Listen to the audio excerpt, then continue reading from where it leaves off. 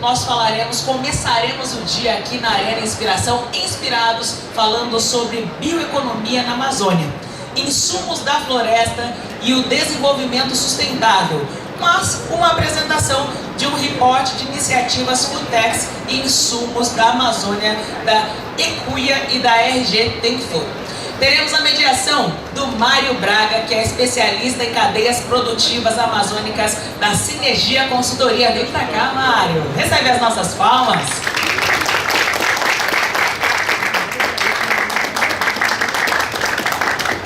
E participando com o Mário nesse importante debate, nós teremos Paula Scherer, que é COO da Aterra e Ecuia. Vem pra cá, Paula. Pedro Friso, coordenador de programas socioambientais na Conexus.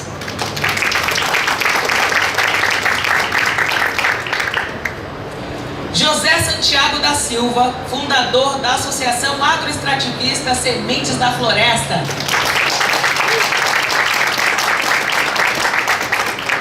E para finalizar, Renata Cohen, Head de Estratégia e Inovação da RG Tem Food. Esse primeiro painel terá no total de 1h30 de duração, sendo que o Mário, bem como os demais painelistas, poderão deixar os últimos minutos para a participação de vocês com as perguntas. Então, já anotem tudo para tirar as dúvidas no final. Com a palavra, Mário. Bom dia a todos e todas. Como ela já me apresentou, meu nome é Mário. Prazer estar aqui com vocês hoje, ajudando a conduzir aqui esse bate-bola sobre bioeconomia na Amazônia. A gente vai começar com uma rápida apresentação de cada um dos meus colegas, onde eles vão contar um pouco qual iniciativa eles integram, o que eles estão fazendo hoje na Amazônia. A gente vai ter depois uma apresentação do report, né, como ela disse, da Ecuia junto com a RG, que parece que está super interessante. E no final a gente abre para um bate-bola também, com as perguntas de vocês depois da nossa conversa, tá bom? Antes de passar a palavra, para que meus colegas também se apresentem, e aprofundando, né, melhorando um pouco a minha apresentação também, eu trabalho na Sinergia Consultoria, trabalho na Amazônia há 17 anos, hoje estou trabalhando junto com o Santiago, lá na Associação Sementes da Floresta. E para a gente começar a esquentar um pouco essa conversa, eu queria dizer que eu acho muito importante, né, a feira está abrindo esse espaço para a gente discutir esse tema aqui. E acho que é um tema mais do que urgente, né? A gente acho que já sobram evidências aí científicas e de nossa percepção mesmo no nosso dia a dia, de que as coisas estão mudando, né, no nosso planeta, de que as mudanças climáticas já são uma realidade e de que a Amazônia desempenha um papel fundamental, né, nesse processo, de que se continuar esse processo de devastação, destruição da Amazônia, a nossa vida vai ficar muito complicada, né? Independente das nossas vertentes políticas, ideológicas, é uma questão que é um fato. A gente precisa de uma Amazônia em pé, de uma Amazônia viva, dos rios fluindo, senão a nossa vida vai ser um pouco complicada aqui nesse planeta, né? E eu acho que não dá para falar de conservação da Amazônia sem falar de economia, de geração de renda, de como a gente criar ativos econômicos dessa floresta. Senão a gente vai ficar sempre enxugando gelo, correndo atrás do nosso próprio rabo. Então eu acho muito importante numa feira como essa, onde a gente junta, né, vários atores, empresas, consumidores, organizações da sociedade civil, para que a gente possa juntar um pouco essas pontas e discutir juntos um pouco esse tema. Então eu passo a palavra aqui para os meus colegas se apresentarem. Obrigada, Mário. Obrigada pela presença de todos. Queria agradecer também a Francal e a Naturaltech pelo convite em estar aqui hoje, como o Mário falou, falando de um tema tão importante. Eu sou a Paula Scherer, eu sou CEO hoje da Aterra. A Aterra é uma desenvolvedora de negócios pelo clima e um dos negócios que a gente vem desenvolvendo é o Ecuia Amazônia Food Lab, em uma parceria com o IDESAN e com a AMAS. E é um projeto que vem para ajudar a gerar ganho de escala para cadeias produtivas de alimentos da Amazônia.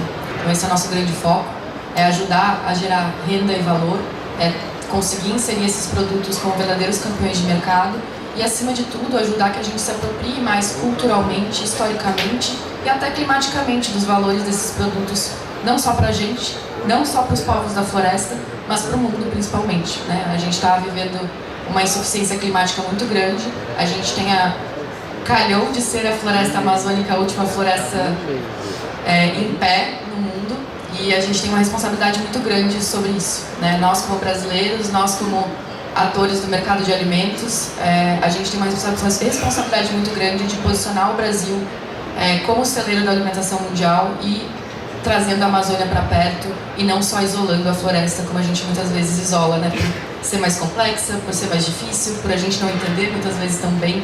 A gente fala, não quero mexer aqui, é difícil, não vou entrar.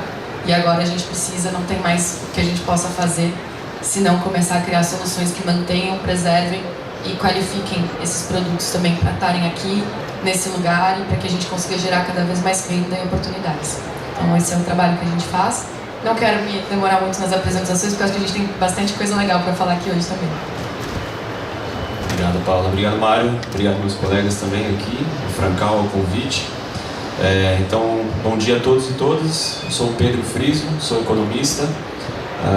Estou na Conexus basicamente desde o início da Conexus, e a Conexus também é uma instituição relativamente recente, foi fundada em 2018. E o nosso objetivo, como a gente sempre coloca, é ativar um ecossistema de negócios comunitários, né? O que isso significa? É a gente conseguir desenvolver as cooperativas e as associações enquanto empreendimentos que geram renda aos seus associados, às suas comunidades, aos seus territórios, a partir de atividades produtivas sustentáveis. A Conexus, desde o início, tem a sua atuação sempre muito voltada à Amazônia. Claro que a gente também trabalha em outros biomas, né?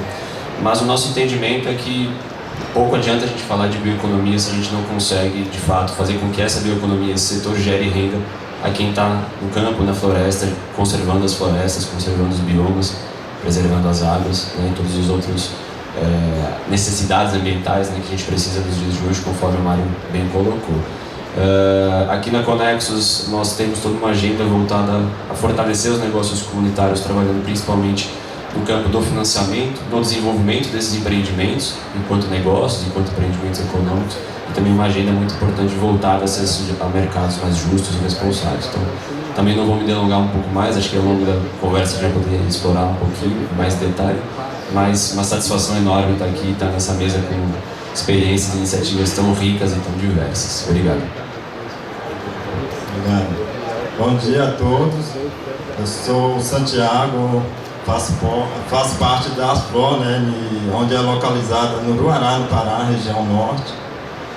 Sou fundador da Asfro, que é a Associação Agroextrativista Semente da Floresta, onde é composto por 4 comunidades, né, que vem envolvendo 35 famílias, hoje trabalhando nessa atividade que é coletar semente na floresta, transformar uma linha de produto, né, que hoje é acompanhado com cosmético e alimento. Aí nós conseguimos essa oportunidade de estar expondo aqui na feira pela primeira vez, e o objetivo que a gente encontra, né, parceiros logísticos, para a gente estar fortalecendo essa cadeia produtiva sustentável lá na própria comunidade, manter as famílias lá, né. Então isso aí para mim foi muito importante estar participando aqui dessa feira aqui. E a gente vai estendendo aí com mais perguntas que surgir aí. Obrigado, então.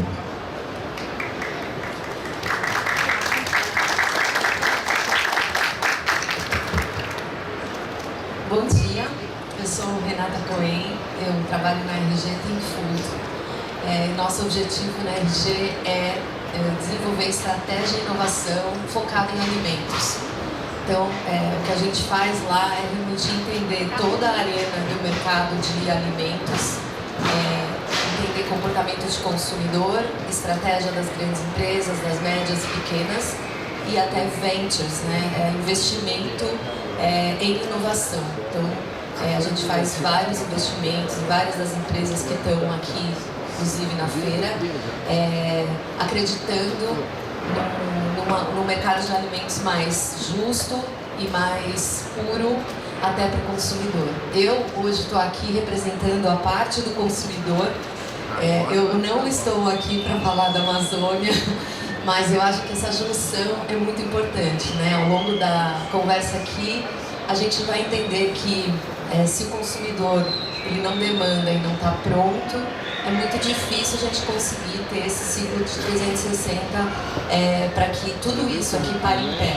Então eu sou essa ponta, né? Eu estou aqui representando essa ponta da inovação, das linhas de produto, das gôndolas dos supermercados e do próprio comportamento do consumidor que vem acelerando toda essa história aqui que a gente está conversando. Obrigada.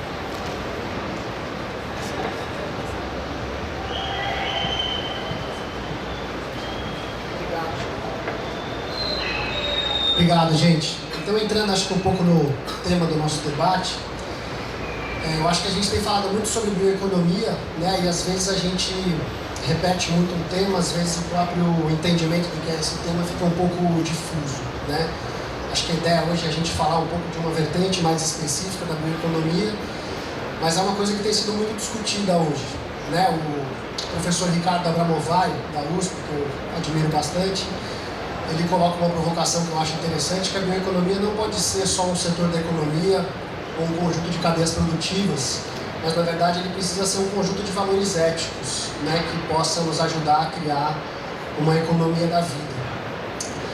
Mas a gente sabe que na prática, né, a Amazônia hoje, embora a gente fale da Amazônia como se fosse um lugarzinho no Brasil, a Amazônia ocupa mais da metade do Brasil. 59% do nosso território é a Amazônia, então não é uma coisa pouco significativa, né? E lá vivem cerca de 30 milhões de pessoas, né? Então a gente sabe que se a gente não conseguir construir hoje processos econômicos com essa população, nesse território, aliados a uma floresta em pé e aos rios fluindo, a gente vai ter muita dificuldade de fazer que a economia vire uma coisa real, né, que tem uma operacionalidade mesmo na nossa vida.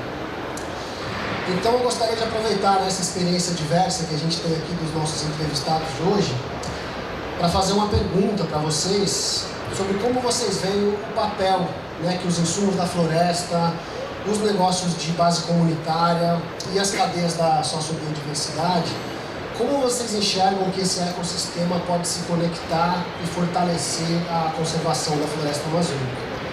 A gente pode seguir na ordem aqui mesmo das... Tá mais perto. Bom, acho que vai muito do que tu colocou na tua fala. Existe uma lógica que a gente vive há muitos anos, principalmente na indústria de alimentos, né? Fazendo um recorte para a indústria de alimentos dentro da bioeconomia.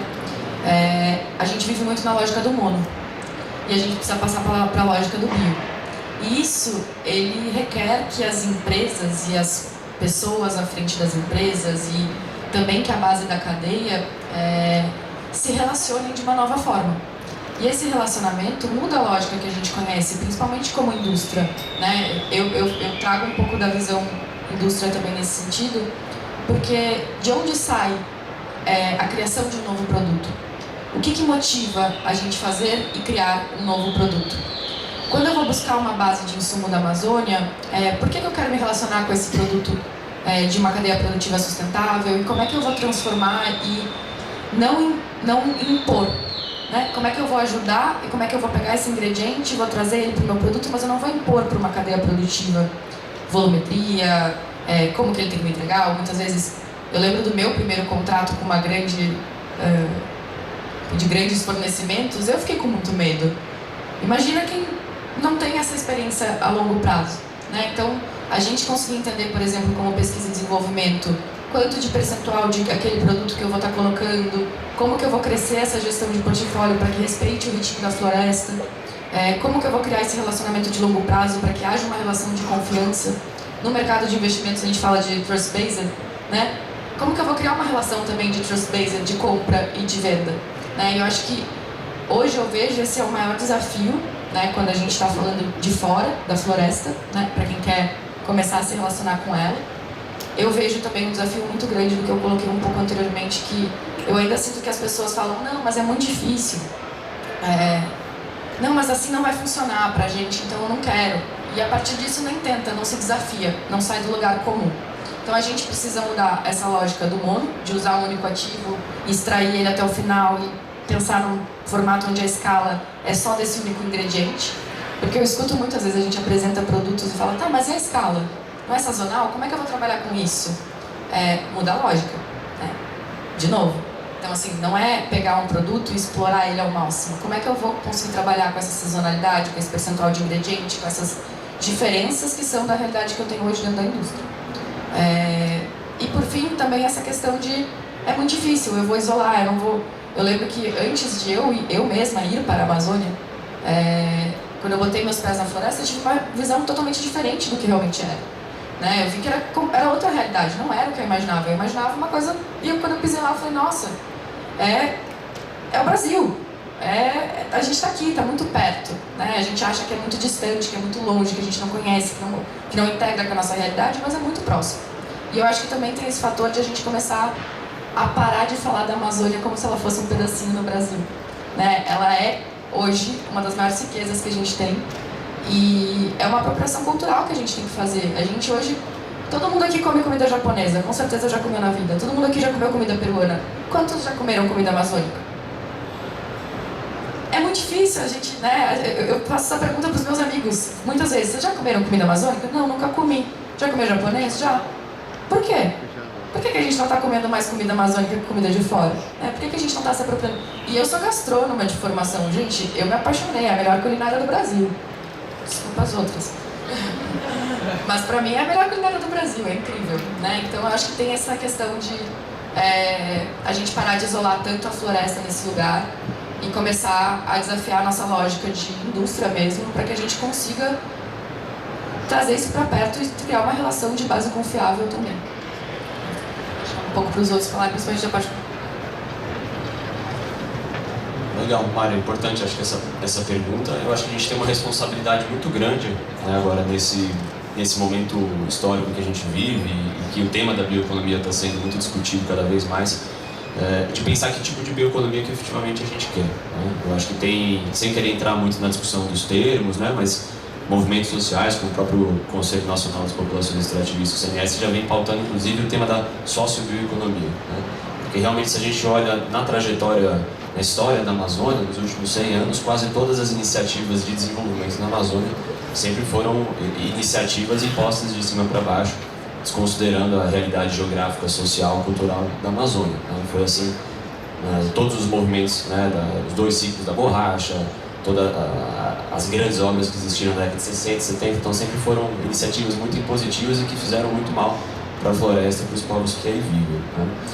Eu acho que quando a gente olha no retrospecto, nos últimos 20, 25 anos, a gente teve gradativamente a construção de um aparato institucional muito importante para fomentar essa bioeconomia ou essa sociobioeconomia. Então, tanto o Plano Nacional de Conservação, de promoção das cadeias da sociobiodiversidade, a criação do Fundo Amazônia em 2008, iniciativas como o PPG-7 ao longo dos anos 2000, né? Nos anos 2010 também a gente teve outras iniciativas, institucionalidades criadas muito importantes. Recentemente tivemos um retrocesso, mas agora uma oportunidade única de reconstruir, retrazer essa pauta para o centro do debate. Né? Eu acho que isso envolve vários aspectos para a gente conseguir efetivamente ter uma bioeconomia que impulsiona o desenvolvimento sustentável da região. Envolve a gente olhar para esses empreendedores locais, comunitários, né, as cooperativas e as associações. Muito feliz de ver algumas cooperativas e associações aqui presentes, né, o próprio Santiago. Então, são empreendedores, né, que estão olhando para a sua comunidade, estão tentando gerar renda a partir de atividades produtivas sustentáveis. Né. A gente sabe de todo o impacto social, ambiental, político, cultural que as associações, as cooperativas, principalmente associações na Amazônia, têm, mas a importância também de promover esses empreendimentos no campo do impacto econômico, da geração de renda. Então, olhar para outros aspectos que habilitam esse crescimento dos negócios comunitários, como questões como financiamento, acesso a crédito, acesso a mercado, acho que esse ponto, né, que você traz, de como que a gente consegue dar mais visibilidade, gerar mais inovação, conexão entre os produtos da floresta com cadeias de suprimentos, com produtos alimentícios. Acho que isso pode impulsionar a demanda por produtos da floresta, por produtos da Amazônia, que é fundamental para que a gente realmente tenha uma bioeconomia enquanto setor. Né? Hoje, se a gente olha em termos de valor adicionado, de valor gerado, basicamente, isso foi um estudo importante, né, que a TNC publicou no final de 2021, basicamente 4 produtos, né, na Amazônia hoje concentram mais de 90% do valor que é gerado, né? Açaí, castanha, cacau, basicamente esses 3 produtos que concentram mais de 90%. Mas a Amazônia não é só açaí, cacau e castanha, né? Tem muito outro produto, e acho que é importante também a gente conseguir desenvolver inovações, estudos, tecnologias capazes de incorporar esses produtos, né, em outros setores da indústria. Acho que assim efetivamente a gente vai ter de fato uma bioeconomia que impulsiona o desenvolvimento de uma região que não é tão pequenininha assim, né? É legal quando fala sobre a bioeconomia, né? A gente vê que ela vem trazendo uma série de debates acompanhando ela, né? Inclusive, assim, hoje a gente enfrenta muitos desafios também para provar e mostrar essa cadeia, esse caminho, né? E hoje a nossa associação tem como um exemplo de estar criando lá desde baixo, com várias dificuldades, né, que a gente enfrenta.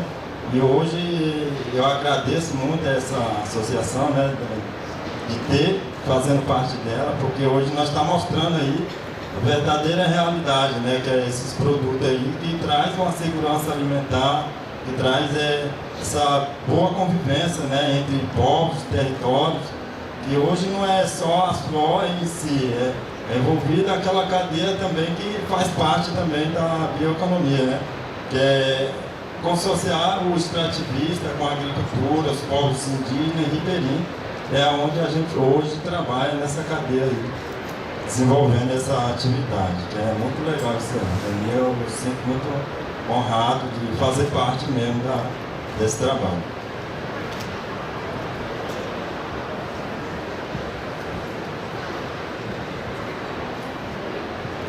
Hello? Oi?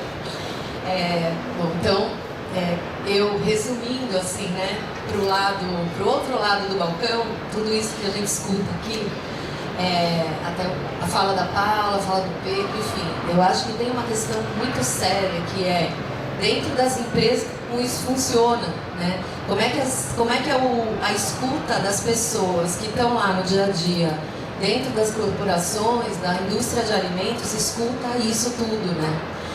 E tem uma questão de mudança de paradigma muito grande dentro dessas empresas para isso poder acontecer. E aí eu estou falando realmente na prática, no dia a dia, do que acontece dentro das empresas, né? Então, se a gente pensa em departamentos, né? Departamento de compras, departamento de suprimentos, logística, P&D, marketing, até vendas, né? Como é que argumenta. Enfim, existe uma necessidade de uma tradução de tudo isso que a gente falou aqui para dentro dessas corporações. Isso é um ponto. E o segundo ponto necessita-se de vontade de investimento também, né? Então, você trazer esse tipo de discurso, de ingredientes, de cadeias para dentro de uma indústria, necessita a definição de uma estratégia para isso. E junto com uma estratégia, investimento para isso. E aí também depende das vontades políticas individuais dentro dessas empresas de cada um que está lá, né? Então, ontem a gente estava até conversando, né, Paula? Existe uma necessidade de traduzir tudo isso para o mundo que a gente acaba vivendo aqui, né? A gente está vendo essa feira, essas empresas existem, as pessoas estão lá trabalhando lá dentro e elas necessitam de tradução dessa história toda aqui que a gente está conversando. Do outro lado, né, na outra ponta, tem a questão do consumidor, que é assim, muitas vezes o consumidor não está pronto para entender o que está acontecendo naquele movimento. Hoje, o que a gente vê, assim, essa feira é o maior exemplo, né? Ela tem 17 anos, eu acho que esse é o primeiro ano que a gente vê a Amazônia representada como está representada aqui, né? Eu estou muito surpresa, porque eu acompanho essa feira desde o primeiro ano e realmente tem um caldo aqui, né, de Amazônia dentro desse ambiente que a gente está vivendo. Mas tem uma coisa de que existe hoje um entendimento maior, não é um entendimento grande, mas é um entendimento maior da importância desse assunto Amazônia para o consumidor, né, para quem realmente gera a demanda da coisa. E aí eu acho que aí todas as cadeias, as corporações, a indústria pode começar a surfar. A questão é surfar de uma forma legal, né? Bacana. E aí eu acho que a responsabilidade é de quem está manejando tudo isso, né? Você falou de ingrediente, né, Paula? Assim, por que é tão concentrado 3 ingredientes, né, em termos de utilização da indústria de alimentos? Por falta de conhecimento, né? Até a gente fez esse relatório e falou, bom, vamos explanar os ingredientes, né? Quais são os ingredientes? Nesse relatório a gente tem 60, 40 ingredientes para as pessoas poderem conhecer. A gente fez questão de colocar isso, com todas as propriedades, com todas as possibilidades, para poder conectar, porque se isso não acontecer, vai ficar cada um no seu, na sua caixinha, no seu nicho, e as coisas não giram como tem que girar, né? Então, tem o papel da tradução e da introdução desse assunto nas pessoas que estão muito distantes e têm medo de chegar perto, né? E acabam não chegando, e as coisas acabam não acontecendo. Legal, interessante, Renata. Eu acho que isso que você disse é uma coisa interessante, isso de como surfar essa onda de uma forma bacana, né? E aí, eu acho que a Paula também trouxe uma coisa interessante, que às vezes essa complexidade da Amazônia parece que assusta um pouco e nos distancia, né? E acho que isso leva a que muitas vezes os fóruns onde a gente discute a Amazônia e temas relacionados à Amazônia tenha muito mais gente de fora da Amazônia, né, como é a gente aqui nesse momento, do que da própria Amazônia. Eu acho que isso é um desafio que a gente precisa superar. E que muitas vezes leva a uma realidade, como o Pedro trouxe, acho que muito bem, de que muitas vezes as coisas que são planejadas, né, para a Amazônia, seja uma grande política pública, ou seja um projeto pontual, eles são feitos com uma cabeça que está fora da Amazônia, né? E acho que isso muitas vezes é a causa de tantos projetos no Brasil que naufragaram por não estar entendendo uma questão de sazonalidade, né? Às vezes um detalhe simples de que você precisa trabalhar numa época que o rio está cheio, de que na seca você não faz coisas que você faz na cheia. São coisas que nesse nosso tempo da metrópole a gente às vezes ignora e que quando chega lá para operacionalizar com uma base na Amazônia traz grandes desafios e as coisas se perdem um pouco, né? Então acho que puxando um pouco esse gancho, eu queria fazer uma outra pergunta, que ela é um pouco nesse sentido de como a gente fazer um pouco, o que a gente precisa fazer para superar essas coisas e trazer escala, né, para essas cadeias produtivas. Como o Pedro disse, realmente são poucas cadeias da Amazônia que hoje estão ganhando escala. E mesmo nessas cadeias que o Pedro citou, na castanha e no cacau, por exemplo, a gente ainda tem uma participação pequena, né? O caso da castanha, para mim, ele é emblemático, né? A castanha, ela chama castanha do Brasil, né? Brazilian Nuts, e o maior exportador de castanha no mundo é a Bolívia, que tem uma porção de Amazônia muito menor do que a nossa, né? O cacau, idem. Eu acho que o Brasil, que já foi o segundo maior produtor de cacau do mundo, hoje é o sétimo, se não estou enganado, alguma coisa do tipo.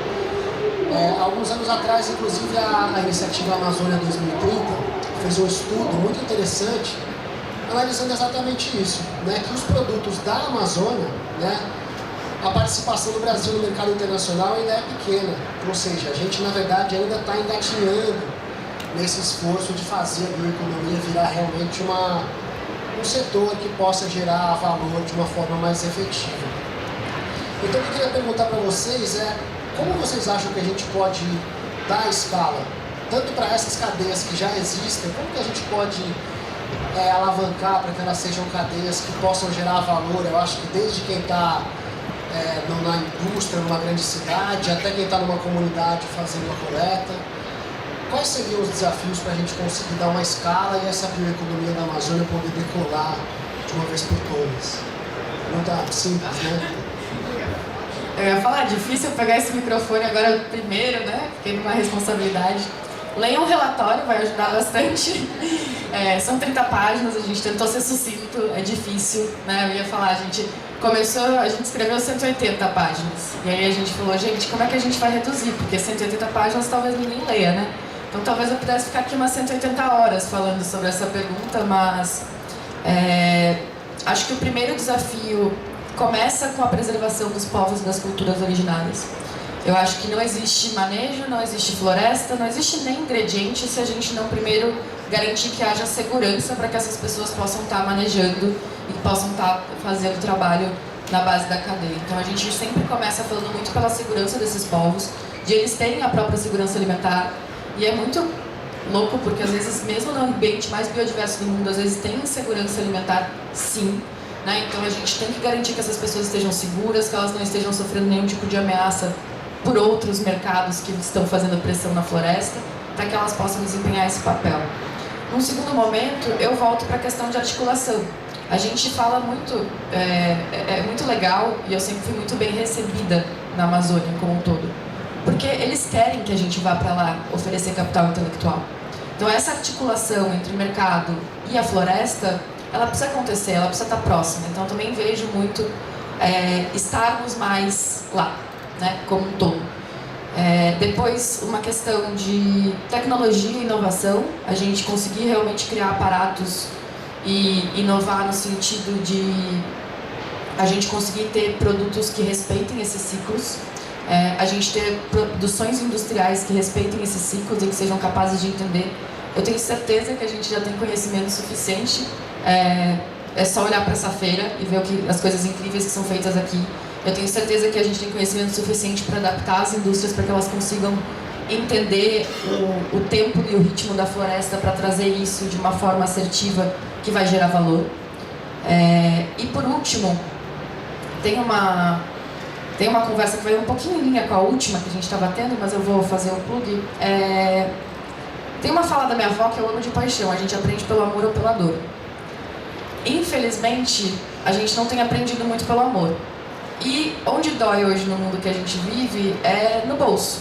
A gente é capitalista, feliz ou infelizmente. E nós não vamos mudar isso. Ninguém vai ter que se mudar para a floresta, ninguém vai ter que começar a caçar sua própria comida, não é o que a gente quer.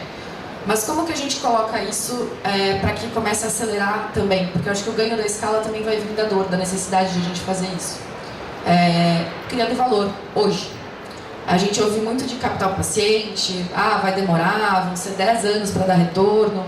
Quem está na frente de empresas e grandes empresas hoje fica 2 anos. O CEO de uma empresa grande, de uma indústria, fica 2, 3 anos. Ele não quer se comprometer com uma agenda que vai dar resultado daqui a 10 anos. O que a gente tem que mostrar para ele é que essa agenda tem valor hoje. Ele consegue ganhar e rentabilizar hoje. Não vou defender, mas a Natura fez isso muito bem com o painel de impacto. Então hoje, para R$1 que a Natura gera para ela mesma, ela está gerando R$1,50 para o ecossistema. E tu conseguir mostrar esse valor na mesa é muito importante para que as pessoas consigam começar a também gerar escala. Porque eu acho que a escala vem da demanda. Então também a gente fala muito, mas não exercer isso, não trazer para a realidade, não fazer com que as indústrias também se adaptem, vai ser muito difícil. Eu acho que um dos pontos que a gente tem é a valoração também.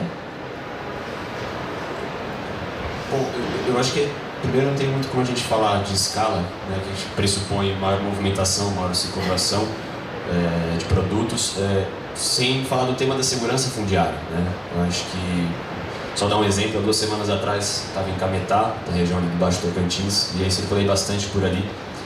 Impressionante a quantidade de açaí plantado que você vê, assim, de plantation, de açaí mesmo, justamente porque o açaí das cadeias da Amazônia é maior que tem demanda, né? Então, a partir do momento que você também tem um estímulo à escala muito grande, você tem uma escala muito grande, você acaba também, de certa forma, gerando um incentivo perverso a depender de como o território, de como as questões fundiárias são manejadas localmente para substituir floresta por produtos. Então, acho que um primeiro aspecto, uma primeira questão muito importante quando a gente fala de escala é assegurar o papel de associações, organizações locais que fazem a governança ambiental territorial das diferentes regiões, também o fortalecimento das instituições de apoio, ICMBio e afins, né, que tem um papel importante na governança ambiental, né.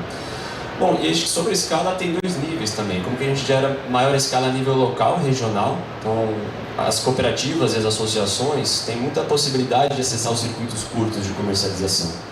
Em 2019 nós fizemos um estudo na Conexo, na verdade um plano de promoção socioeconômica para diferentes 6 territórios na Amazônia, 6 grandes blocos de áreas protegidas.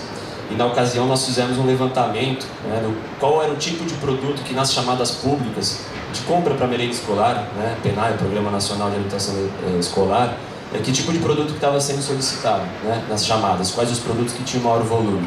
E é impressionante, nos 6 territórios que nós fizemos, né, os 5 maiores produtos demandados nessas chamadas públicas não eram os principais produtos que as cooperativas e as associações desses territórios tinham como produtos de maior produção. Então, em termos de articulação e implementação da política pública a nível local, né, você realmente tem um papel importante de conseguir conectar melhor entre o que a base produtiva tem, né, e o que a criança, enfim, batalhões de exército, se a gente olha o PA, o Programa de Aquisição de Alimentos, enfim, se a gente olha essas políticas públicas que podem destravar esse comércio local, regional. E aí, acho que, em termos de escala nacional, escala para atuação no mercado internacional, inclusive, eu acho que é muito dos pontos que já foram discutidos aqui, né? Como que a gente consegue entender um pouquinho maior qual que é a utilidade de produtos da floresta dentro, né, do setor industrial, dentro do setor alimentício. Ano passado nós promovemos uma série de rodadas, né, com nutricionistas, com palestrantes desse campo da alimentação, né, e foi muito interessante que na ocasião, acho que a Valéria Pascoal, não sei quem conhece, mas trouxe muito esse exemplo, assim, olha, se a gente tivesse uma dieta, né, baseada em produtos da sociobiodiversidade brasileira, a nossa alimentação seria muito mais saudável, nossa ingestão de compostos fenólicos 3, 4 vezes maior, mas a gente desconhece a utilidade desses produtos, né? A gente desconhece o potencial alimentício desses produtos, sem falar de potencial fármaco, de potencial para cosmético, que eu acho que também isso é um outro setor produtivo que a gente ainda tem muito a avançar. Então, realmente, a escala ela vai ficar bastante comprometida enquanto a gente depender sempre do mesmo uso, né, do mesmo entendimento do que o açaí, a castanha, né, ou, enfim, esses outros grandes produtos podem oferecer. Então, acho que tem muita pesquisa, muita inovação que é necessário ainda de ser desenvolvido, né, para que a gente realmente consiga ter uma movimentação, enfim, uma escala maior, mais robusta, hoje falando de produtos da floresta, da Amazônia. Bom, a escala ela vem acompanhando, lá eu falo assim que hoje nós trabalhamos na associação que às vezes a gente consegue, né, ter uma escala boa, mas vem acompanhada muitas dificuldades de logística para a gente, tanto na própria comunidade como para chegar a acessar as grandes capitais, né, onde está localizada as empresas. Aí acaba impactando a escala da gente, porque às vezes acaba perdendo, às vezes na própria natureza, né, porque não tem às vezes também um desafio é a empresa que fecha contrato para longo prazo, às vezes não, só um ano, aí o outro ano, como é que a gente vai fazer? A gente tem essa certa preocupação de escala, né? Quando a gente encontra empresa que, hoje nós temos empresa que já vem trabalhando com a gente há mais de 10 anos, essa aí sim, essa daí a gente consegue fornecer um produto com grande escala, sem preocupação, né? E sempre sabendo que ele vai manter aquele retorno financeiro das empresas. Então isso é um grande desafio que a gente hoje enfrenta na escala e um pouco também o capital. Como a gente começou do pequeno, né, a gente mesmo colocando a mão na massa, eu vou vender, esperar o dinheiro voltar para me investir. Sempre a gente começou dessa forma. Hoje está melhorzinho um pouco, mas pelas famílias que entrou, né, enfrenta uma dificuldade ainda no capital ainda que é pequeno. Né, mas já está um passo bem mais desenvolvido. Aí, para mim, isso é um desafio para a escala aí que hoje a gente vem enfrentando. Sim. Aí vem eu falar do outro lado, do lado do oposto, né? A gente sentou bem em bom lugar aqui. Olha, resumindo assim, né, tudo que eu escutei aqui, eu acho que a gente tem 2 pontos muito chave, assim, né? Um ponto do consumidor tem uma questão de necessidade de educação e entendimento da origem, que é muito importante, né? Então, assim, a gente entende hoje que o comportamento do consumidor nos guia ao entendimento da origem de qualquer alimento que a gente come, qualquer coisa que a gente coloca para dentro. Óbvio que não caiu na massa, no mainstream ainda, mas isso é um movimento. Então a gente vê um monte de empresas de café de origem, cacau de origem, tá cheio, né? Só dando 2 exemplos, tem muitos. Mas para isso acontecer em termos de ambiente amazônico, a necessidade é da educação mesmo, né? Começando até pelo ambiente da própria indústria, né? Do próprio mercado, e convencendo esse ponto aí a chegar no consumidor. O bom que está acontecendo hoje, o que a gente vê de positivo e diferente do que acontecia anos atrás, é que a comunicação hoje é aberta. Qualquer um fala o que quiser, se coloca da forma que quiser e aprende o que quiser. Então, a gente entende que o lado do consumidor está aberto a aprender e existe um canal aberto para ensinar. E aí, de novo, vem a responsabilidade de ensinar de uma forma positiva, legal, bacana, para que não aconteça o que o Pedro falou, né? Na verdade, virar de novo mono, não é isso que a gente quer. Ontem a gente estava falando sobre isso, né? Que medo se começa a acontecer uma coisa dessas. Mas é puxar esse cordão da biodiversidade pro lado da educação do consumidor, né? E tem um ponto, por que o consumidor está se movimentando assim, né? O que está acontecendo? Foi mágica nos últimos anos? Não, a gente vê um boom alguns anos atrás, do começo do entendimento da saúde individual de cada um, que é uma coisa assim, o que eu boto para dentro é a saúde que eu tenho, então uma preocupação do indivíduo, e isso é muito forte, na verdade muito diferente do que só uma preocupação com o planeta. Isso não é verdade ainda, gente. A verdade é que o consumidor está preocupado com o seu próprio umbigo em termos de saúde. Quando veio a pandemia, isso extrapolou, né? Na verdade, todo mundo morreu de medo de morrer. Foi isso que aconteceu. E aí isso acelerou e cresceu de uma forma muito, muito, muito grande, né? E aí vem essa questão, bom, então eu quero entender o que aconteceu. Aconteceu que alguma coisa está acontecendo com o planeta que está mudando aqui a questão da minha saúde e no máximo da minha família, né? Dos meus amigos, um pouco, mas é meio isso. Então, eu tenho que me preocupar um pouco com a origem, com o planeta e tal. Esse é o movimento que nós estamos vivendo hoje na real, né? Então, vocês falam de escala, de massa. O momento é super propício para a educação disso que a gente está falando, né? Então, além da construção das cadeias, do entendimento do que vem de lá da floresta, do que acontece ali, é importante essa questão da educação. Eu, um período na minha vida, trabalhei dentro do Ministério do Turismo, né? E eu tive muito contato com o mundo do turismo. E assim, o que tem a ver isso com alimento, com o que a gente está falando? Tem a ver com a questão de conhecimento da origem, né? Tem uma ligação de você fazer a pessoa vivenciar o que a gente quer ensinar, e isso gera exponenciais, né? Então, o que a Paula falou, quando eu pisei a primeira vez ali, eu vi que não era nada do que eu imaginava. Isso acontece com qualquer pessoa, quando a gente sente na pele. Então, essa questão de você conseguir fazer com que o consumidor vivencie o que está acontecendo ali é muito importante. Por isso que eu falo um pouco de turismo, que não tem nada a ver assim, com esse assunto, mas que pode trazer um exponencial para o entendimento da questão da origem, da importância de cuidar da floresta de uma forma interessante dentro das cadeias e das logísticas de dentro das empresas, porque isso é um bicho de 7 cabeças dentro das empresas, né?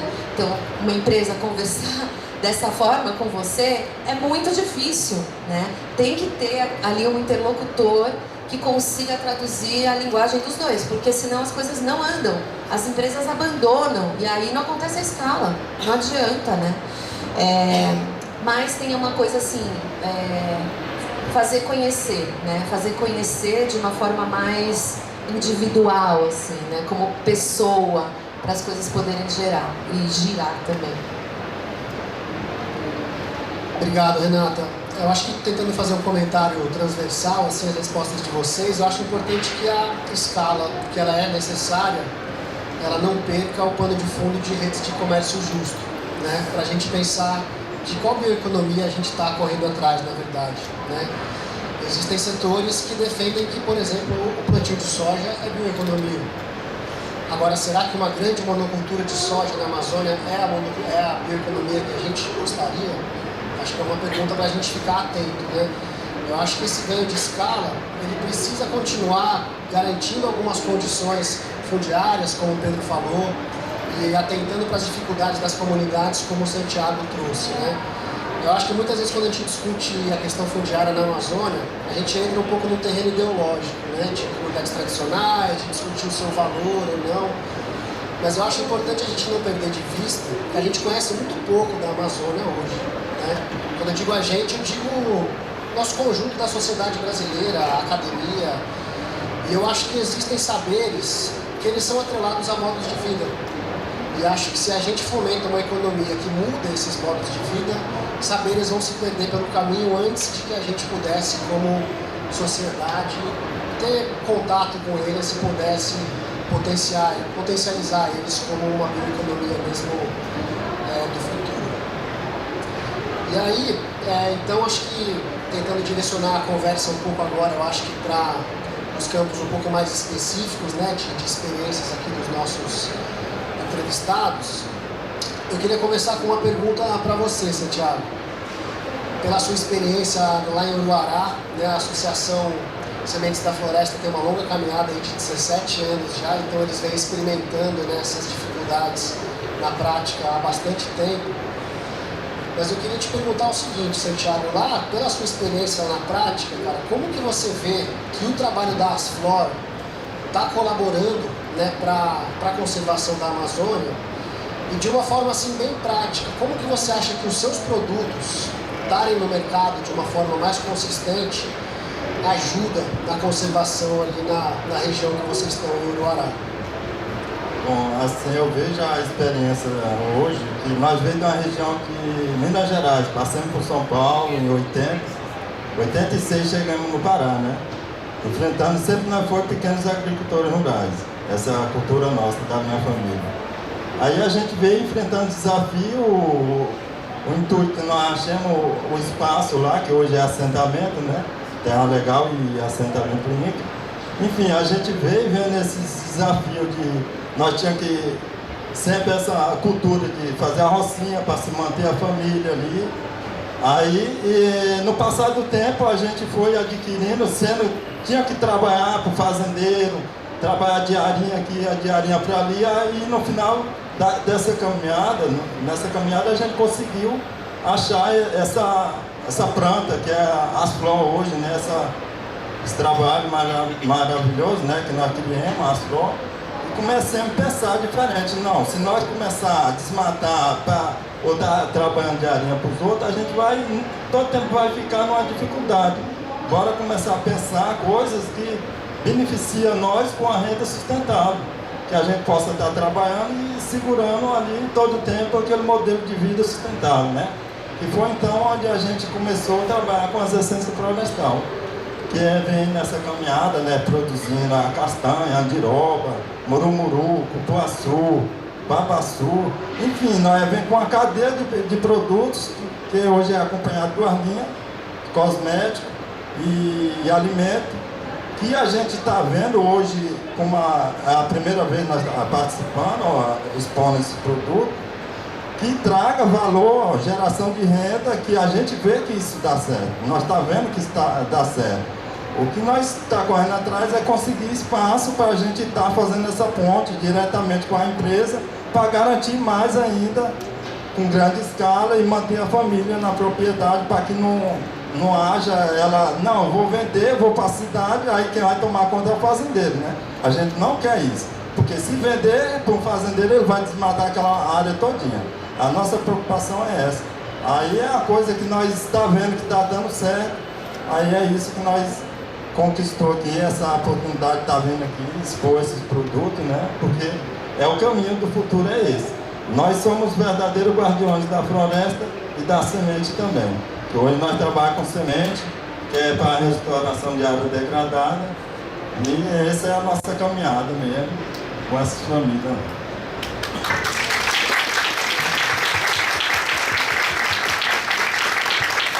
Legal, Santiago, obrigado.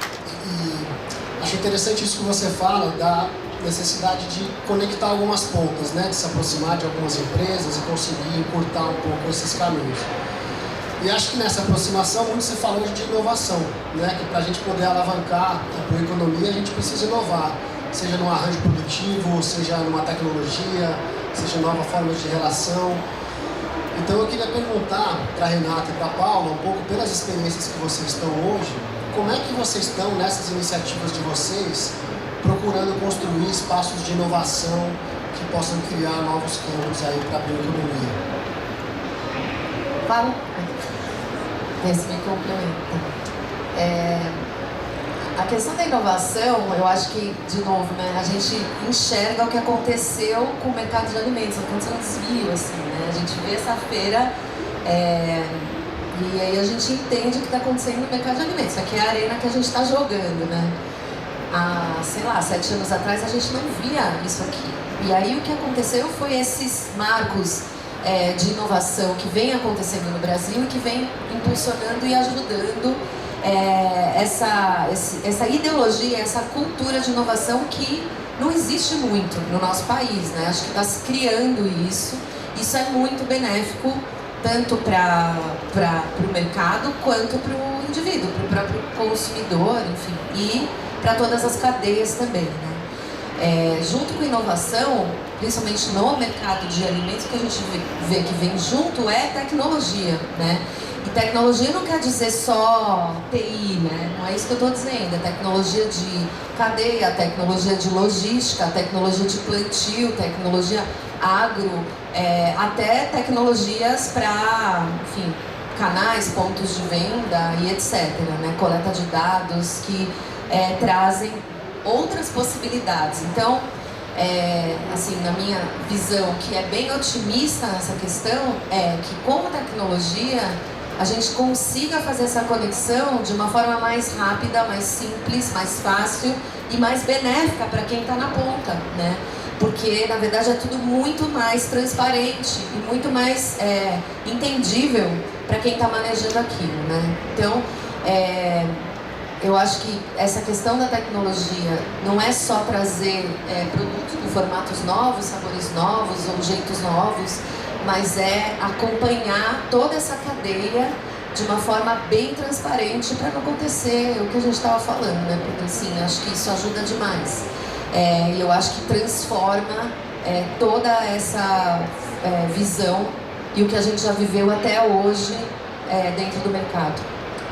Te complementando, Rê, e até fazendo um paralelo um pouco com a resposta do Santiago, tem a tecnologia ancestral dentro disso também, né? O conceito que a gente tem hoje de uma visão ecossistêmica, ele é muito novo. Ecologia é um conceito muito novo. Entender que todas as nossas ações, elas têm um reflexo direto na sociedade, no meio ambiente, até no formato socioeconômico, digamos assim, vamos falar de ESG então, né? Ambiental, social e de governança. Todas as nossas ações, elas têm um impacto nesses âmbitos. E quando a gente começa a entender, existem estudos incríveis que falam da tecnologia ancestral de manejo da floresta, que tem resultados muito melhores em questão de biodiversidade, tanto quanto de carbono, sequestro de carbono. Então, até no próprio relatório a gente apresenta como pessoas e povos tradicionais hoje vêm trazendo mais benefício e eficiência climática e de biodiversidade quando manejando de forma sustentável e agregado à comunidade local, porque existe também essa apropriação, né? E eu também vou complementar a fala da Rê, que para mim tem um fator muito importante, que é como que a gente consegue traduzir a tecnologia ancestral de quem sabe, de quem está lá na base, de quem entende muito bem, e é muito legal. Eu conheci um senhor que ele vendia artesanatos, mas no meio do caminho ele ia buscando algumas sementes, algumas coisas que caíam, aí ele me falava assim, esse aqui eu estou buscando porque o pessoal lá da outra comunidade me pediu porque uma pessoa rasgou o pé e eu sei que é bom pro pé, e aí ele ia lá, levava, ganhava o peixe de volta, né? Então como é que a gente consegue também daqui a pouco ter esses cliques como agentes de inovação que vivemos a tecnologia muito próxima? Quando a gente chega numa base da floresta, como é que a gente consegue ter o clique e falar assim, putz, isso dá um baita produto? E tem baitas produtos, né? A gente tem um estágio no Ecuia que a gente chama de fábrica de conhecimento, até nomeado pelo Riva, que bom te ver aqui também, que é justamente isso. A gente quer buscar receitas e saberes e usos ancestrais, transformar eles por meio da tecnologia de produção que a gente tem hoje, que são infinitas, que podem qualificar muito esses produtos e colocar eles no mercado, valorizando essa tecnologia do conhecimento ancestral também, porque tem muita coisa legal a ser produzida. Então, a gente tem olhado para a inovação nesses lugares, tem uma série de produtos incríveis saindo, a Amazônia Smart Foods, nosso parceiro aqui na Cuia, desenvolvendo proteínas alternativas, tem pessoas fazendo trabalho com caviar amazônico, de peixes amazônicos, um baita produto para o food service. O próprio tucupi, que a gente conhece numa garrafa, sendo reapresentado com uma embalagem numa Tetra Pak, com outro perfil, sendo apresentado num estado de shelf life stable. Então, assim, esse tipo de inovação é o que a gente tem olhado, principalmente na Cuia. Não no sentido de eu vou criar um super novo produto, água das nuvens, proteína da água. Não é nem isso que a gente está buscando, mas como que a gente consegue pegar esses saberes tão ricos e traduzir eles em produtos campeões de mercado. Então, essa grande tecnologia que para mim, de novo, vai voltar um pouco para o que a gente já falou, que é a gente conseguir sentar e conversar e criar de uma forma conjunta e compartilhada e fazer essa transferência de conhecimentos, né? Intercâmbio de conhecimentos entre a floresta e o mercado. E aí, a partir disso, começar a criar soluções palpáveis. Não precisa ser nada super transformador, mas que a gente consiga pegar o que a gente já sabe, o que a gente já tem, o que a gente sabe que funciona. Os povos da floresta estão há 16 milhões de anos sobrevivendo de uma forma super sustentável. Vou falar aqui, mas muito melhor que nós em vários sentidos de saúde, se a gente for olhar no contexto geral. Então, assim, por que a gente não vai se predispor a aprender com eles também e usar as ferramentas que a gente já criou para facilitar esse processo? Então, acho que a tecnologia a gente já tem, eles já têm o saber, eu acho que é conseguir unir isso e traduzir de uma forma clara para o mercado poder consumir com segurança, principalmente, de saber que está sendo feito de uma forma bacana. Legal, Paula, obrigado. Acho que pegando um pouco esse gancho, né, da inovação, como encurtar um pouco esses caminhos, né, entre a conversa entre diversos atores, empresas, comunidades. Eu acho que muitas vezes a gente, quando lida com um negócio comunitário, quando a gente conhece esse negócio comunitário, a gente às vezes não vê uma longa caminhada que teve por trás, né? Antes do negócio comunitário existia uma comunidade, as comunidades também muitas vezes também têm seus desafios, né, seus conflitos internos. Então, muitas vezes, para o negócio comunitário chegar num nível onde ele está dialogando com o mercado, está dialogando com o processo de inovação, teve uma longa caminhada antes, né? Aqui acho que a gente tem alguns atores, algumas organizações que eu acho que estão bastante envolvidos com esses processos de tentar, por meio de diálogos horizontais, né, com comunidades, ajudá-los a alavancar e crescer um pouco essas suas iniciativas, transformar iniciativas em negócios, né? E acho que nesse ecossistema de relações, de inovações, a Conexus é hoje uma das referências que eu acho que a gente tem na Amazônia, né? Desse desafio que é você chegar num lugar que você não conhece, entender o que acontece e entender aonde que você pode, por meio de um diálogo, colaborar, aonde é necessário, aonde é estratégico você impulsionar de uma forma que não seja, né, impositiva, mas que seja efetiva. Então eu queria te perguntar um pouco, Pedro, aproveitando um pouco, né, essa longa caminhada que a Conexus tem nesse campo, quais foram os aprendizados que vocês tiveram, né, de como a gente transformar essas iniciativas em negócios comunitários? O que você traria para a gente que foi um aprendizado significativo nessa caminhada de vocês? Obrigado, Mário. Bom, acho que o primeiro aprendizado veio com a fundação e início da Conexus, né? Eu acho que o nome não é à toa, Conexus, Instituto de Conexões Sustentáveis, parte muito do pressuposto e do aprendizado de que a gente precisa fomentar maiores conexões em diferentes áreas para que realmente o negócios comunitários eles se fortaleçam enquanto empreendimentos que geram renda, né? Então, o primeiro aprendizado foi em 2018, quando nós lançamos o Desafio Conexus, que foi o primeiro programa da Conexus, na época com o apoio de diversos parceiros, né, já fazendo as primeiras conexões no início da Conexus. Nós buscamos responder quem são os negócios comunitários, onde estão, né? E conduzimos ali um mapeamento onde a gente conseguiu, né, numa plataforma online, identificar mais de 1.000, ao todo foram 1.040 cooperativas e associações que a gente identificou no Brasil todo, né? Na Amazônia, 406 cooperativas e associações com diferentes histórias, com diferentes trajetórias, e ali a gente, né, selecionou um conjunto menor e conduziu, né, na época que foram 13 oficinas regionais, né, 13 oficinas em loco, para tentar entender um pouquinho mais com essas organizações comunitárias quais eram os desafios que elas enfrentam para se consolidar de fato como negócios comunitários. E ali a gente pôde perceber que no campo das conexões, das redes a serem estabelecidas, das parcerias, é importante a gente fomentar três grandes temas, né? Então hoje a Conexus busca promover muitas conexões, muitas redes de apoio, de parcerias a nível local e regional, por entender que os negócios comunitários, as cooperativas e associações, elas precisam acessar serviços, boas parcerias, boas soluções a nível local e regional, né? Então quando a gente vai para algum território específico na Amazônia, se você vai para baixo do Tapajós, se vai para o Médio Juruá, enfim, para Rondônia, você sempre vai se deparar com territórios em que as cooperativas demandam algum serviço local de assessoria em gestão, de assessoria jurídica, de contabilidade, um parceiro comercial, e tem poucos prestadores de serviço, né? Tem poucos apoiadores nesse sentido. Então como que a gente consegue qualificar e diversificar esse leque de serviços, de soluções que os negócios comunitários podem acessar a nível regional, local, né? Uma outra conexão importante que a gente vem fomentando nos últimos tempos, né, isso vem dominando basicamente uma boa parte também do nosso tempo, é justamente com o setor financeiro, né, com as finanças, no sentido de que as cooperativas e associações demandam, né, capital para poder crescer, né?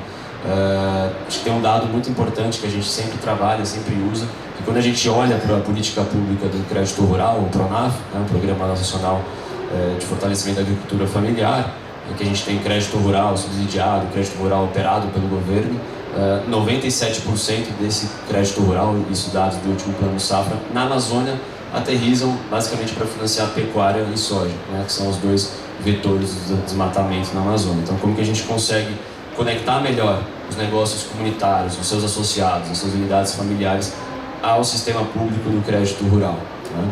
Isso a gente tem também, junto com alguns parceiros, buscado destravar esse acesso ao crédito rural. E não só o crédito rural, né, mas também quando a gente olha o CNPJ, o negócio comunitário, que também ainda tem muitos degraus para chegar realmente no crédito rural, como suprir essa necessidade de capital que o empreendimento comunitário necessita, seja para o investimento, mas principalmente, né, para um capital de giro, para poder adquirir a sua produção e fazer a sua comercialização. Então a Conexus também vem tentando conectar, destravar recursos financeiros com a filantropia convencional, com a filantropia de risco, com investidores de impacto, né, trabalhando essa agenda de forma mais intensa desde 2020. Em 2020 e 2021 nós trabalhamos, né, com uma linha emergencial para os empreendimentos comunitários, para 82 empreendimentos comunitários, entendendo que naquele contexto de pandemia, né, essa dificuldade em acessar capital era ainda mais crônica, era ainda mais crítica, né? E acho que só para também não me delongar muito, né, um outro tipo de conexão que acho que é muita participação nossa na feira aqui, inclusive, né, como que a gente consegue conectar quem produz o alimento saudável, quem produz o produto da floresta, com esse consumidor, né? Esses consumidores todos que estão nessa feira aqui estão interessados em alimentação saudável, né? E os produtos da floresta oferecem isso. Então como que a gente consegue conectar um negócio comunitário a esses compradores, né, a esses clientes? Então até a nossa própria participação aqui na feira, também a gente trouxe, né, alguns prestadores de serviço, algumas empresas de impacto que a gente vem apoiando que possam operar como esse canal, né, essa conexão entre um negócio comunitário e esses consumidores finais. Eu acho que ainda tem muito campo para explorar, né, uma boa parte, no meu entendimento pelo menos, do desafio de comercialização das organizações comunitárias. É um desafio, uma natureza de canal mesmo, de comercialização. Eu acho que tem uma crescente demanda por produtos saudáveis, mas uma dificuldade desses consumidores acessarem esses produtos e da mesma forma as cooperativas e associações conseguirem chegar, né, superar essa série de custos de transação que existem para de fato conseguir estabelecer vínculos comerciais com esses compradores. Então acho que são um pouco dos aprendizados que a gente vem tendo nesses últimos tempos. Legal, Pedro, obrigado. Bom, gente, acho que como toda conversa interessante, o tempo passa rápido, né? Eu gostaria de fazer vários comentários e a gente continuar aprofundando no tema, mas a gente tem um desafio do tempo. Então a gente tem cerca de 15 minutos ainda, né, na nossa conversa. Então acho que eu vou passar para vocês apresentarem o reporte da LG da Ecuia. E aí o que eu queria pedir para vocês é que se vocês conseguirem deixar um tempinho para a gente abrir um pouco uma conversa no fim, para a gente tentar espremer um pouco esses 15 minutos. Vou ser rápida, que daí eu garanto que vocês vão ler o que tem lá. Gente, estou muito feliz de poder apresentar esse relatório aqui, nesse lugar e nessa feira, que eu, como gastrônoma, sempre sonhei em poder estar aqui de alguma forma. Hoje estou aqui apresentando um trabalho que é reflexo de anos, de duas empresas trabalhando juntas. O Ecuia é uma empresa muito nova, mas tem aí a voz de Idesan, tem aí a voz de Amas, que são nossos apoiadores, tem a voz de muitas pessoas.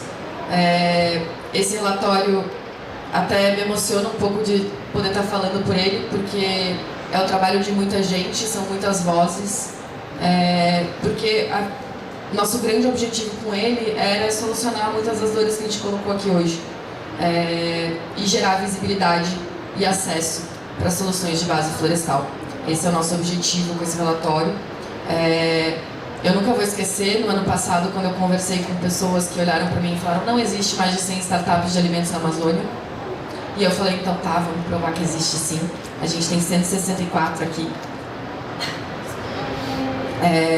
A gente mapeou também mais de 100 ingredientes, a gente trouxe 40 que a gente selecionou aqui com muito cuidado e carinho para que vocês conheçam eles, seus usos industriais, suas propriedades nutricionais, justamente para que a gente consiga começar a entender melhor como a gente pode se relacionar com a floresta e quais são as soluções que estão lá e o que a gente pode fazer a partir disso. Então a gente está sempre falando, tem muito dinheiro vindo para a Amazônia, mas quais são as empresas legais que a gente pode colocar, tem muita iniciativa e pessoas fazendo coisas interessantes, quero conhecer onde é que eu vou procurar, e também entender um pouco desse ecossistema tão complexo que a gente muitas vezes não procura.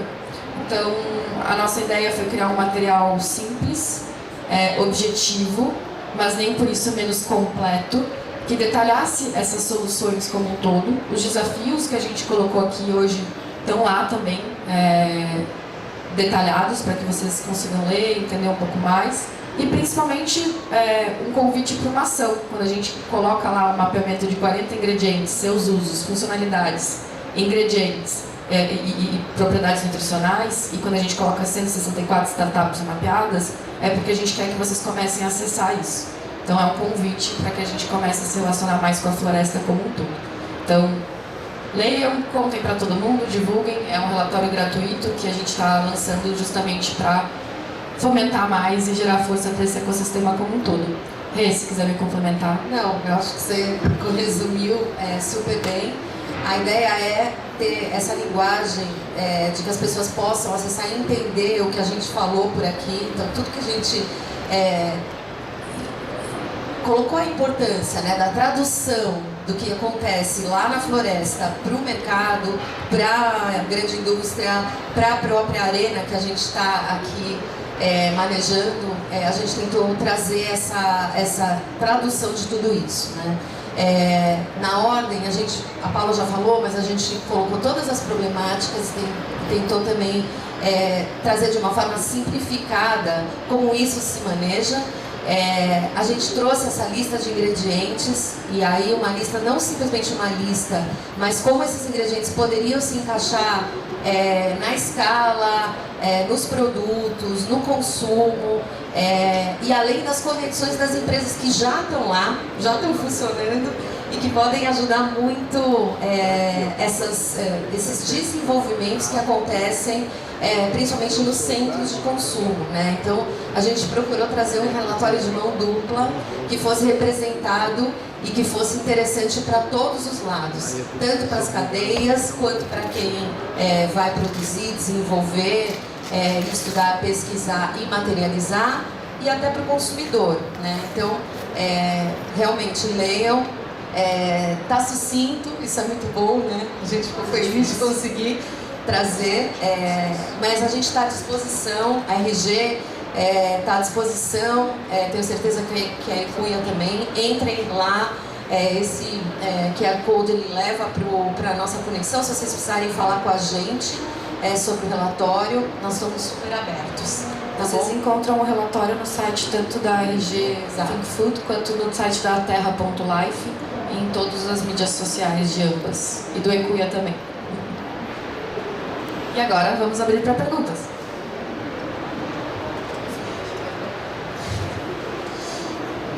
Gente, quem gostaria de fazer alguma pergunta? Ana, você leva aí o microfone? Leva sim. Vamos lá, nós temos 10 minutinhos para as perguntas. Vou pedir para serem o mais breve possível nas colocações, tá bom? Apresenta sempre o nome de vocês antes. Olá, sou Naomi, sou de Belém do Pará. Eu fico muito feliz da presença aí do Santiago, né, representando o povo da floresta. Eu, como cidadã de Belém do Pará, quero muito contribuir também com o meu conhecimento de alguma forma e poder agregar um elo, né, da cadeia para chegar no consumidor final. E a minha dúvida é mais em relação com a entrada de produtos no mercado que são facilitadas geralmente por selos, né? E eu gostaria de saber um pouquinho mais de como que a gente pode trabalhar basicamente com quais selos, como que a gente pode organizar um modelo de negócio que torne viável e entrável, né, esse produto no mercado. Obrigada desde já pela resposta. Você direciona para alguém a pergunta ou no geral? Alguém gostaria de responder? Vou tentar. Acho que hoje a gente tem uma série de selos e certificações disponíveis, mas que não são de tão fácil acesso. Existem iniciativas que já se reuniram, quando a gente está falando mais da base da cadeia produtiva, né, já se reuniram para tirar as certificações conjuntas. Quando a gente fala de produto, é muito importante entender o posicionamento de gôndola, acima de tudo, qual gôndola está se posicionando, quais são os concorrentes que tu vem conversando e entender. Meu produto tem um posicionamento orgânico, ele vai fazer diferença, esse selo orgânico vai me gerar mais posicionamento de dentro da gôndola? Às vezes não, às vezes sim. Mas tentar entender isso. Então, por exemplo, aqui, ontem eu estava conversando com o pessoal de um chocolate de origem que não tinha selo orgânico. E eu perguntei por quê. E ela falou, meu produto, eu já tenho muito consolidado o tipo de consumidor que eu quero. E eu não estou no varejo.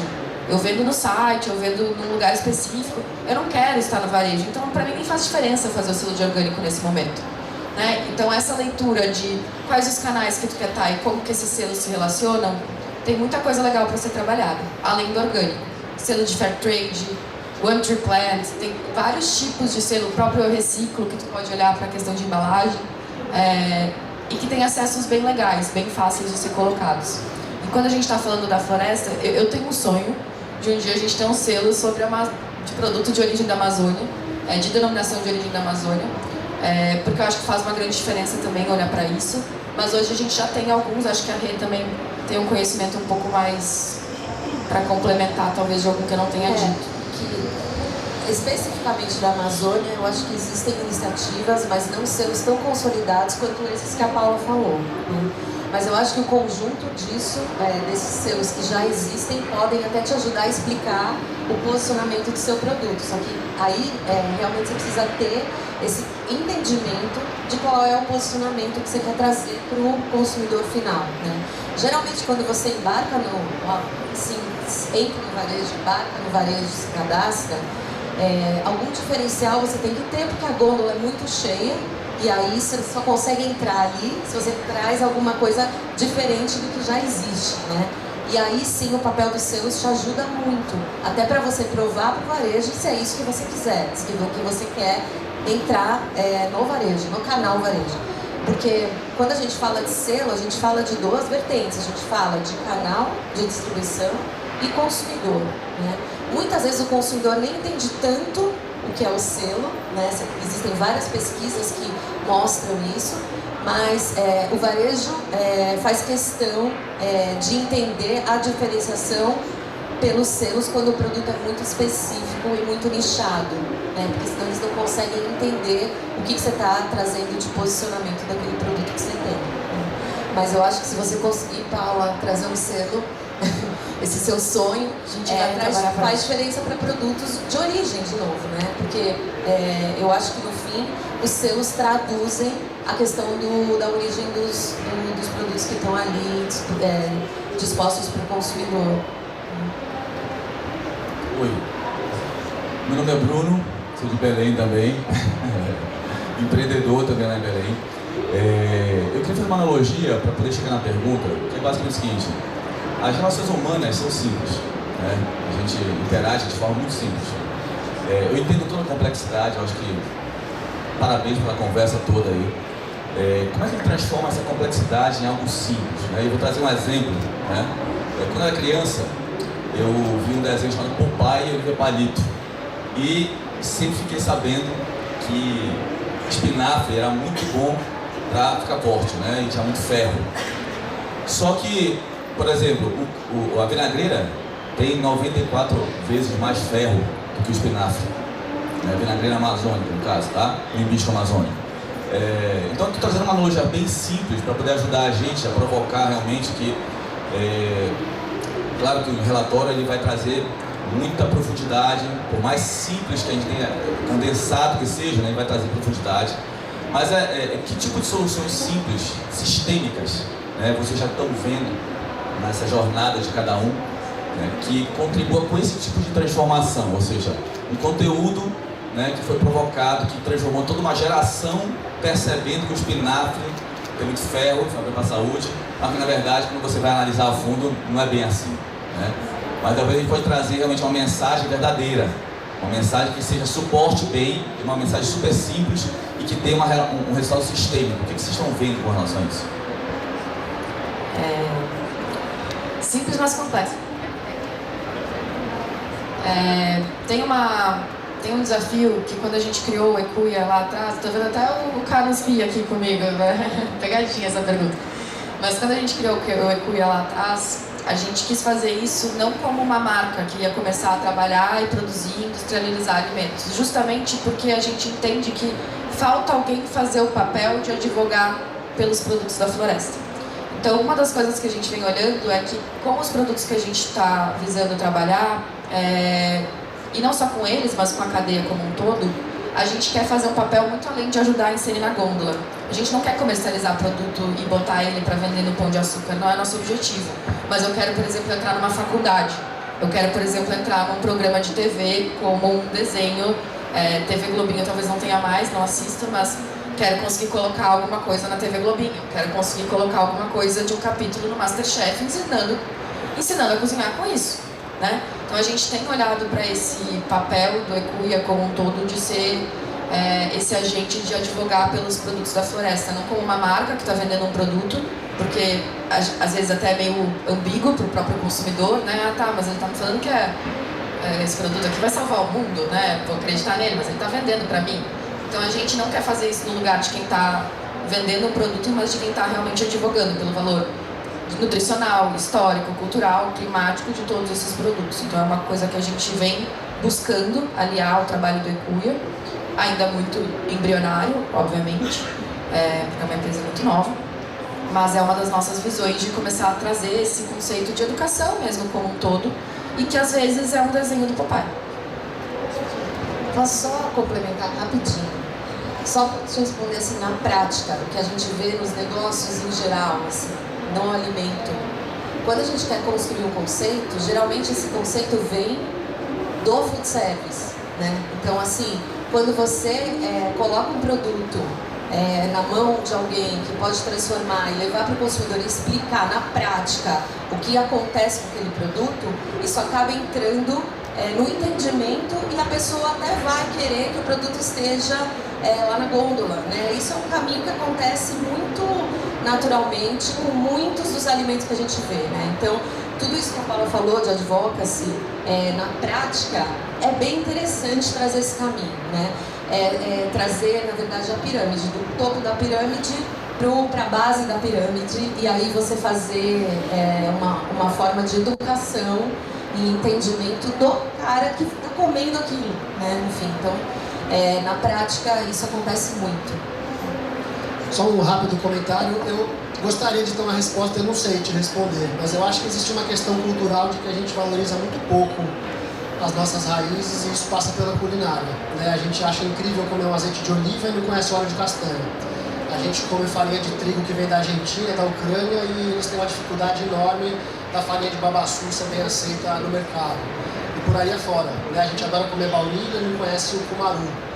Então eu não sei como, mas a gente precisaria, para que a bioeconomia crescesse, começar a valorizar um pouco mais as nossas raízes. Boa tarde aqui. Eu sou Heloísa Guarita, eu faço parte aí da RG. Eu acho que esse relatório, quando a gente quis fazer esse relatório, é porque a gente já sentia essa necessidade, né? Então eu acho que começa a resposta dizendo que ela já está acontecendo, né? Eu acho que os popais da Amazônia, quais sejam eles figurativos ou os alimentos que são popais, já estão presentes de alguma forma que eles estão incomodando. Então eu acho que a gente já tem os heroes da Amazônia, né? E muito porque a gente já tem empresas, né? Não sei se alguém da Manioca está aqui, mas a gente fez um trabalho profundo com a Manioca falando, vocês trouxeram o tucupi dentro da culinária de um jeito, agora precisamos comunicar mais ainda, né? Quem são os chefes que vão trazer o tucupi? Porque ninguém aqui no sul sabe fazer tucupi, nem no sudeste, né? E é educação. Mas, na verdade, eu acho que já começou, né? E esse relatório, que está super simples mesmo, e a gente não quis complicar, na verdade é para a gente conseguir falar que mais que tem. Só tem o tucupi, daí você pode perguntar, falar, peraí, mandioca, tucupi, né? Talvez a gente lance mais 2, mais 3. E eu acho que, assim, principalmente a minha grande preocupação era falar, a gente vai falar a turma maravilhosa da Amazônia, mas a gente tem que tomar muito cuidado que a gente vai falar da Amazônia. Primeiro que a Amazônia está em alta, e aí as coisas em alta a gente tem que tomar muito cuidado para não entrar no hype, a gente está falando de uma coisa muito séria, né? Por outro lado, tem muita gente já fazendo, então a gente tem que mostrar, né? E eu acho que todo mundo aqui que tem um interesse, está nessa sala, deve ter um interesse pelo tema, precisa ajudar a falar, mostrar, e o objetivo é esse, porque a gente tem certeza que já tem heroes, nutricionalmente com certeza, né? Disponibilidade, a gente precisa ajudar toda essa cadeia a acontecer, fortificar toda a rede, fortificar para que todos ganhem, inclusive a floresta, mas já está aí. Então acho que a resposta já está, né? A gente precisa cada vez mais mostrar, mas já está, e o caminho é comunicação, utilização, mercado, produto, não importa, entendeu? Porque isso tudo ajuda a trazer para o real. Heloísa, obrigada pela contribuição. A Heloísa que será a nossa próxima palestrante, tá? Então talvez ela possa abordar um pouquinho do tema dela. Ela cedeu 10 minutos da palestra dela, que vai ser na sequência, para a gente continuar essas perguntas. Nós temos tempo para mais 2 perguntas apenas, porque tem os tempos de resposta também, tá bom? Vou com ele e depois com ele a gente encerra. Meu nome é Roberto Balém, sou agricultor familiar do Rio Grande do Sul. Estou numa produção de laranja orgânica. Estou presidente da cooperativa Secafs, que é uma cooperativa de comercialização de alimentos da agricultura familiar. A pergunta aqui talvez seria de como o cooperativismo poderia ser uma ferramenta de organização das comunidades que vivem na Amazônia, para ajudar na organização da parte produtiva, digamos, para fazer com que ela chegue até o mercado depois. Valeu, muito bom te ver. Obrigado pela pergunta. Eu acho que o cooperativismo ele já é uma realidade hoje na Amazônia, né? Eu acho que de fato a gente olhando para a Amazônia acaba tendo muito mais associações do que cooperativa, mas isso acho que muito pelo histórico também, né? De formação, principalmente das áreas protegidas na Amazônia, que você sempre tem vinculado uma associação que é a Associação Mãe, que faz a gestão do território. Mas isso não significa que essas associações, uma parte delas pelo menos já não vem trabalhando aí, teoricamente, com uma cooperativa, organizando a venda e tudo mais. O que eu acho que está um pouco por trás dessa pergunta é muito realmente da nossa preocupação todo dia, né? Dentro da Connexus, como que essas associações e essas cooperativas conseguem fortalecer essa agenda mais econômica, esse trabalho mais no campo da geração de renda, né? E aí eu acho que os desafios postos para fortalecer isso são muito do que a gente explorou aqui. Primeiro, acho que tem questões internas, né, as próprias organizações, que é necessário de ser endereçado. Eu acho que o trabalho que a gente vem desenvolvendo um pouco nesse campo de assessoria, de orientação técnica, de acompanhamento técnico é muito nesse sentido, né? Eu acho que a administração desses negócios, a gestão desses empreendimentos é fundamental, mas a gente sabe que não basta, você pode ter o melhor modelo de negócio, pode ter o melhor fluxo de caixa, você pode ter a melhor organização interna, mas tem questões externas, né? E muito dependente desse ambiente externo ao negócio comunitário, dos serviços que ele é capaz de acessar, das soluções que ele é capaz de obter, né? Que também vão impactar a capacidade desse empreendimento de se desenvolver, enfim, de crescer e gerar uma renda maior, né? E aí acho que muito além também só da questão territorial, tem essas outras conexões que são necessárias, né? Eu acho que muito foi falado aqui também sobre inovação, e eu acho que quando a gente fala de Amazônia, né, realmente é um gargalo a gente conseguir alavancar, né, a demanda pelos produtos da floresta. Eu acho que a realidade, né, do sul-sudeste, lá, por exemplo, né, de Erechim, enfim, quando a gente olha a produção de laranja, já é um produto consolidado, então você tem mercado, né? Agora, o desafio posto para a Amazônia e para vários produtos é a construção desse mercado aí, né? Então acho que também isso é algo que é necessário olhar para que a gente consiga ter mais cooperativas, mais associações na Amazônia, de fato mais robustas, que gerem uma renda maior aos seus associados. Enfim, acho que são várias questões, mas eu vou me alongar muito, porque senão a gente vai precisar de outros 10 minutos ali da próxima palestrante. Bem, bom dia. Eu sou Alessio Mascarenhas, eu sou da Compricop, que é um hub de pequenos negócios locais, associações e cooperativas apoiados pela e os nossos desafios enquanto bioma Caatinga, por exemplo, que eu vivencio, são muito parecidos com os desafios do bioma amazônico, porque a nossa produção, em grande parte, ela é exótica. Então acaba ficando muito no campo das nossas tribos, né?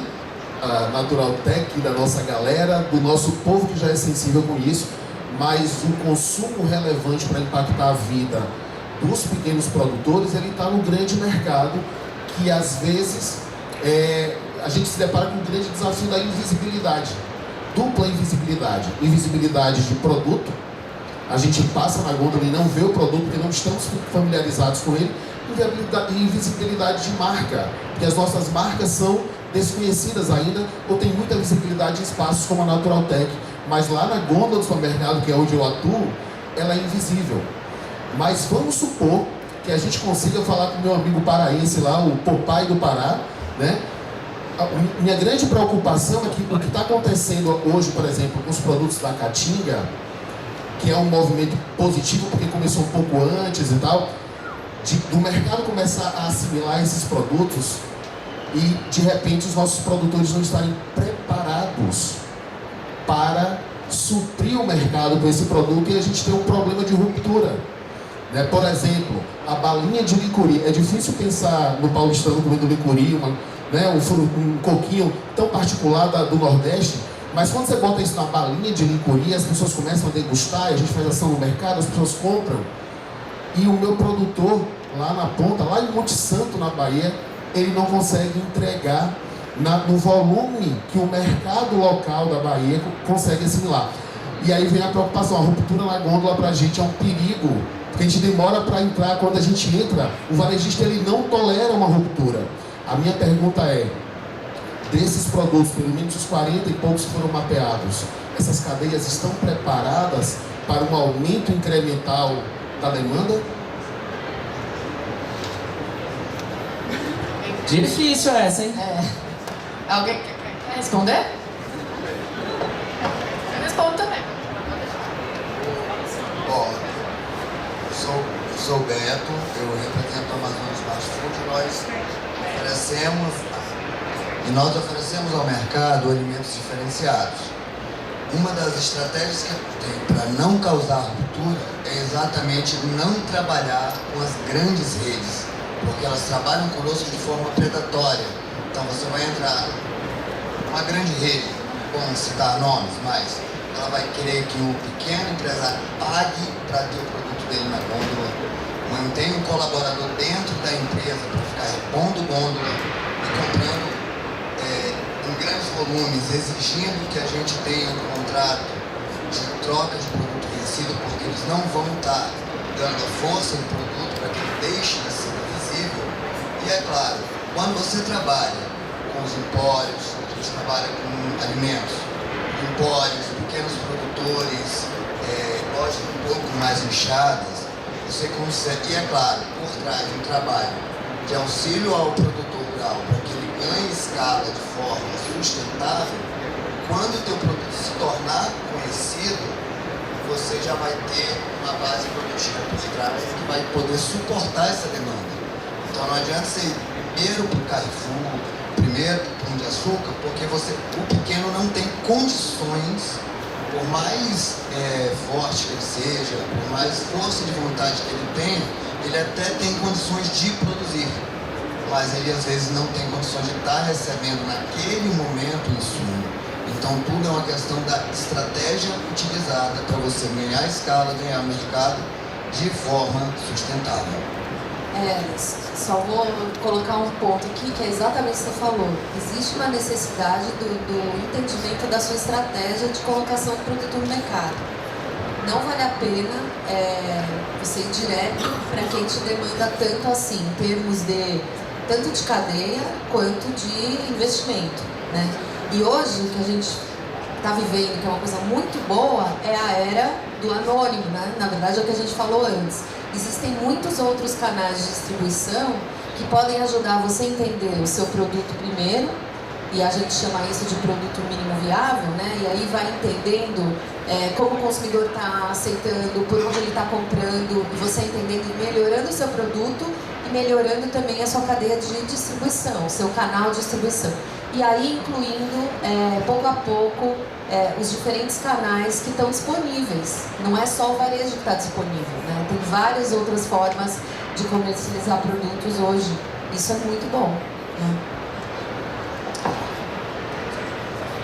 Assim, só para falar dos 40 ingredientes, são ingredientes que a gente mapeou ao longo de vários anos, são cadeias que estão preparadas de alguma forma, que tem um pequeno excedente de produção de alguma forma. A gente trabalha muito próximo do Edesan, que está há 18 anos desenvolvendo cadeias socioprodutivas na Amazônia, então a gente também teve aí o apoio, a parceria com eles também para olhar para esses ingredientes. Então, não vou me delongar, que a gente já estourou todos os tempos, mas também a gente pode conversar um pouquinho mais depois, se quiser. Legal, pessoal, eu queria agradecer. Eu sei que tinha muitas perguntas, peço desculpa para quem não conseguiu expressar a sua, mas agradecer a presença de todos, especialmente a de vocês, e dizer que a gente pode continuar essa conversa pelos cantos aqui, pelos corredores, mas a Luana já me disse aqui na minha orelha que era para eu encerrar agora. Então, uma boa feira para todos e espero que essa conversa possa continuar e ecoar por aí nas nossas vidas e nossos trabalhos.